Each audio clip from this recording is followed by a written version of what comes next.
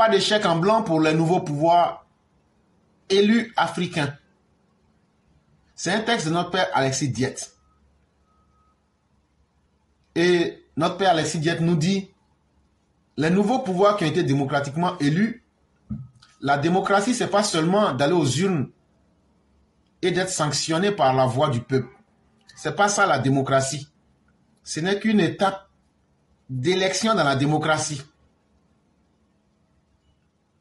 La démocratie, là, ce n'est pas le fait de se voir dans les urnes et puis élire quelqu'un là. Ce n'est pas ça la démocratie. Ce n'est qu'un élément très petit. Ce n'est que la désignation des dirigeants. Mais après ça, là, c'est là que commence la vraie démocratie. Donc, quelqu'un ne peut pas se prévaloir du fait qu'il a été élu démocratiquement et qu'on va fermer les yeux sur sa gestion politique. Ça, il dit que il faut que les Africains apprennent à interpeller leurs dirigeants. Élection démocratique, très bonne chose. Mais qu'est-ce qui suit? La politique démocratique africaine ne saurait être une politique de vengeance anticoloniale et anti-occidentale ou de rupture ethno-nationaliste ou confessionnaliste. Il dit, la politique africaine là, pour ceux qui sont élus démocratiquement, c'est pas parce que vous êtes élu démocratiquement que vous devrez utiliser cette élection pour devenir des combattants qui vont lutter contre l'Occident. Ou bien, vous allez utiliser cette posture-là pour régler vos comptes avec les différentes ethnies dans votre pays, ou bien les religions entre elles. Et ce qu'il dit là, c'est très important. On dit oui, Sonko et puis Faye ont fait du populisme. Oui, c'est vrai. Dans un certain sens, ça sourit. Et ils sont aujourd'hui au pouvoir. On ne peut pas discuter ça. Mais il y a un autre problème au Sénégal que beaucoup de personnes ne maîtrisent pas. Sonko là, Ousmane Sonko là, lui il est de quelle ethnie? Il est Wolof. Mais moi je préfère les appeler par leur vrai nom, Jolof. Faye là, lui il est Sérère. Macky Sall que vous voyez là, lui il est Poulani. Il est Peul. Et il y a quelque chose qu'on a vu dans l'élection au Sénégal. On a entendu des messages, pour ceux qui ont prêté attention. On a entendu, si vous avez suivi les dernières marches violentes pendant les marches, ce sont les Sérères et les Wolofs qui se sont mis ensemble pour dégager les Peuls.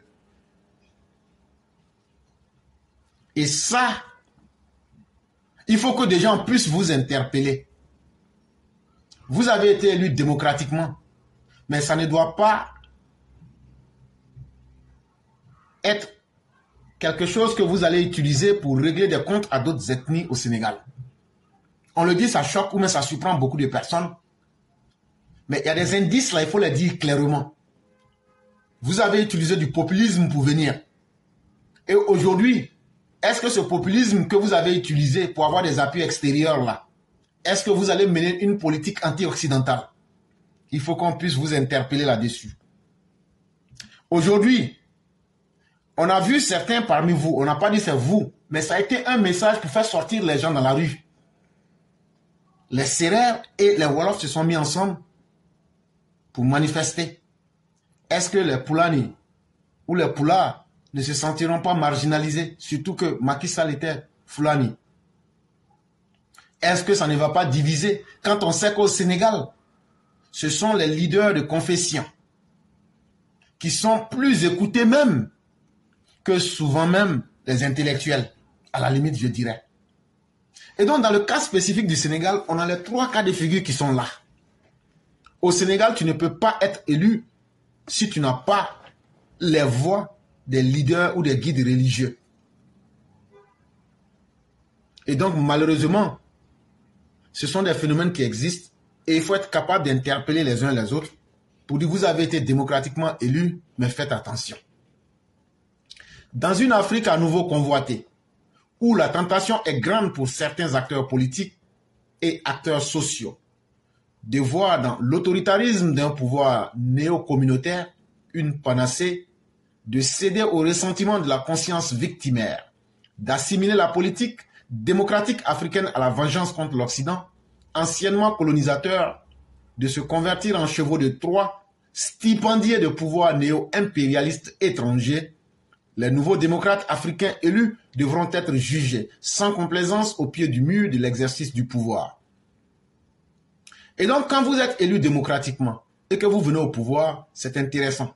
Mais est-ce que vous allez vous baser simplement sur votre appartenance communautaire pour essayer de diriger le pays? Ça ne pourra pas marcher. Est-ce que vous allez utiliser la conscience victimaire qui dit que les Blancs nous ont maltraités pendant 500 ans dans l'esclavage? Après, nos parents ont fait l'esclavage, la colonisation. Ils ont torturé nos parents. Après ça, c'est eux qui pillent nos économies. Après ça, c'est eux qui décident du système économique. C'est nous, on est toujours victimes. C'est nous, on traîne cette conscience de victime perpétuelle. Comme si tout ce que nous autres, nous faisons, c'est une bonne chose. L'Africain est tellement irresponsable que l'Africain oublie même que lui-même, il a des devoirs vis-à-vis de sa personne. Il y a combien d'Africains qui se disent, si je souffre, c'est qu'il y a ma faute dedans. Non, jamais. Nous, on ne fait rien à quelqu'un. Nous, on est toujours bon. Cette conscience victimaire-là, c'est une preuve de lâcheté. Et c'est une preuve d'inconscience. Parce que derrière tout ce qu'on dit là, on s'attend à ce que les autres viennent faire notre boulot à notre place. Les autres viennent arranger notre vie à notre place. Et tant que cela n'est pas possible, tant qu'on n'enlève pas ce registre mental dans nos têtes, quand vous réfléchissez comme ça, les autres comprennent que vous êtes faible. Et qu'est-ce qu'ils font? Ça les encourage à venir pour profiter de vous. Et c'est pourquoi vous voyez maintenant des pouvoirs néo-impérialistes.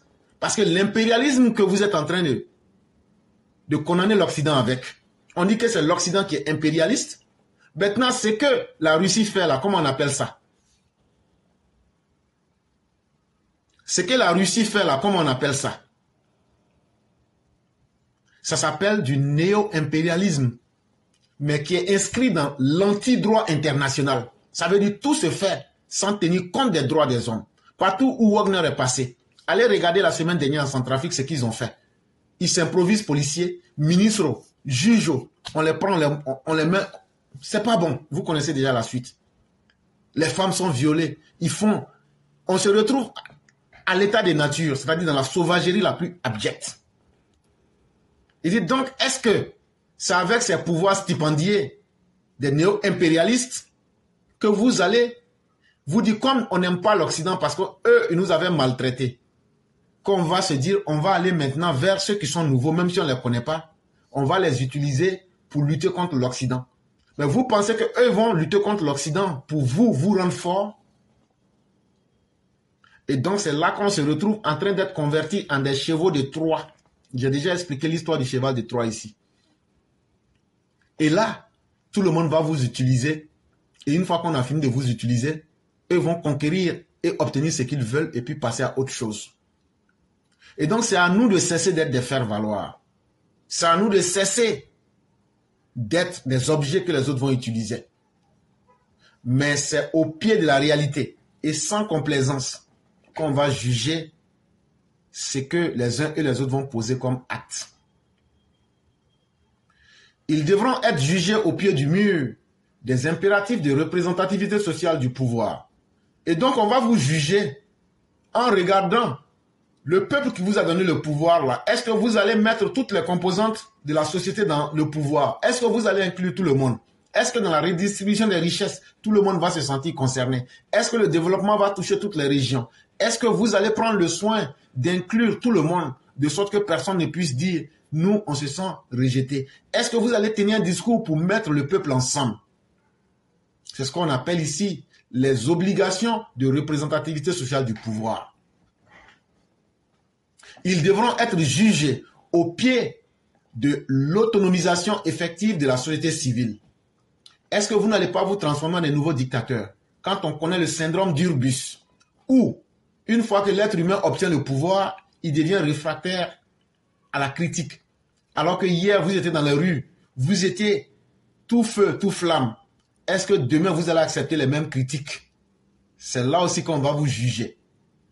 Ils devront être jugés au pied de la reconstruction d'une société politique autonome et efficiente, capable de médiatiser à travers les lois les intérêts particuliers des acteurs de la société civile et l'intérêt général national de l'État. C'est maintenant qu'on va vous juger au pied de du mur. Est-ce que vous allez être capable ?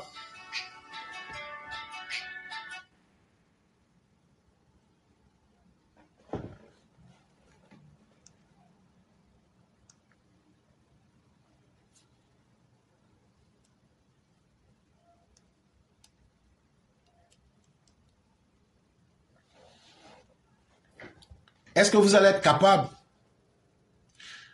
d'apporter à chacun des acteurs de la société les ingrédients qu'il faut à travers les lois pour qu'on puisse éclairer nos populations en leur expliquant les lois, en leur expliquant leurs droits, en leur expliquant l'intérêt général de la nation. C'est là qu'on va juger le dirigeant. La légitimité démocratique se confirme au-delà de l'élection par une légitimité d'administration. Donc quand tu as été élu démocratiquement, c'est une forme de légitimité. Ça te donne une forme de garantie. Mais ce n'est pas suffisant. C'est dans la gestion courante de l'État. On va juger ta légitimité d'administration. Est-ce que tu vas être quelqu'un qui va être ouvert au débat? Est-ce que tu vas être quelqu'un qui va être ouvert à la contradiction? Est-ce que tu vas être quelqu'un qui va être ouvert au développement inclusif?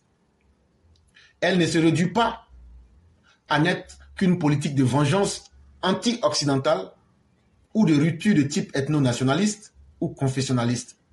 Et dit donc, quand tu es élu démocratiquement, ton rôle, ce n'est pas de venir te venger. Il y a les intérêts politiques et géostratégiques. De la même manière que toi, tu as des idées. Tes idées, là, il y a certaines choses qui ne peuvent pas marcher. Tu laisses ça. Tu regardes l'intérêt de ton pays et tu te dis, voilà ce que nous allons faire pour nous en sortir. Tu ne prends pas ta légitimité d'avoir été élu démocratiquement pour venir diviser la population comme on a pu voir avec un certain Laurent Gbagbo qui avait été élu de façon calamiteuse et qui est venu créer l'ethno-nationalisme et du confessionnalisme pour diviser les musulmans et les chrétiens, pour diviser les bossonistes ou les traditionalistes d'avec ceux qui disent qu'eux ont les livres révélés, de diviser les filles et les fils en catégorisant les gens, de créer les escadrons de la mort, de créer les ingrédients du chaos social. Il dit, voilà autant de réalités. Une fois que tu n'appliques pas ces règles-là, certes, tu as été élu démocratiquement, mais en même temps, ton élection devient caduque, sans valeur, parce que toi-même, tu as piétiné la confiance du peuple. Et c'est ce qui fait tomber beaucoup de pouvoirs démocratiquement élus dans la gadoue et donc dans le désordre. C'était un texte de notre père Alexis Dietz.